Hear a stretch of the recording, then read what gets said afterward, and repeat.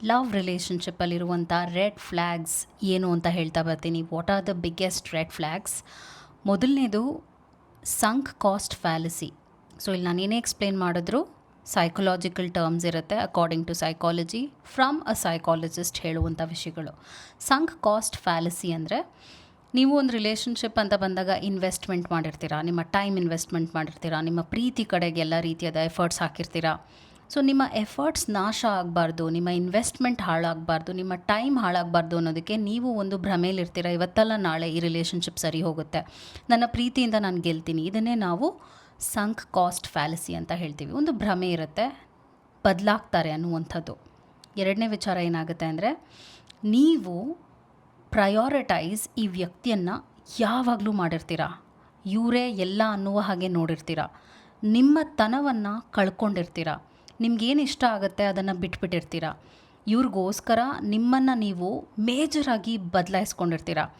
Like ಅವ್ರಿಗೇನು ಇಷ್ಟ ಆಗುತ್ತೆ ಹಾಗಿರುವಂಥದ್ದು, ಅವ್ರಿಗೇನು ಇಷ್ಟ, ಏನು ಮಾಡಿದ್ರೆ ಇಷ್ಟ ಆಗುತ್ತೆ ಅನ್ನೋದನ್ನ ನೀವು ಪರಿಗಣಿಸಿ ಅವ್ರು ಹೇಳ್ದಾಗೆ ನಡ್ಕೊಳ್ಳುವಂಥದ್ದು, ಕೆಲವರು ಜಾಬ್ ಬಿಡುವಂಥದ್ದು, ಇಂಥದ್ದು ಜಾಸ್ತಿ ನಡ್ಕೊಳ್ತಾ ಹೋಗುತ್ತೆ.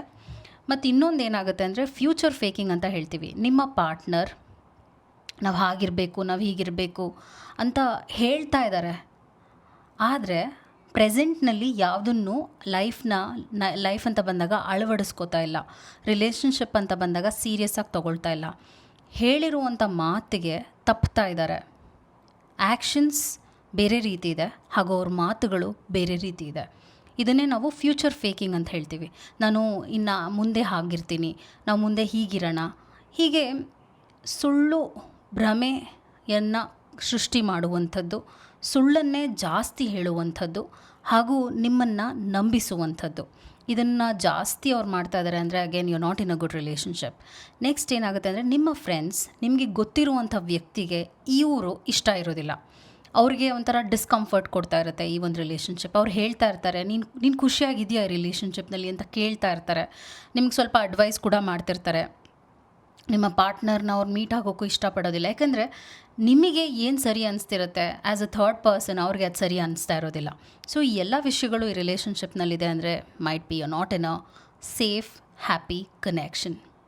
ಸೊ ಯೋಚನೆ ಮಾಡಿ ನೀವೆಂಥ ರಿಲೇಷನ್ಶಿಪ್ನಲ್ಲಿದ್ದೀರಾ ಅಂದರೆ, because this is red flag. ಇದೆಲ್ಲ ಇದೆ ಅಂದರೆ I don't think it works really well and you will be suffering in silence. Hope it help. Take care. Thank you.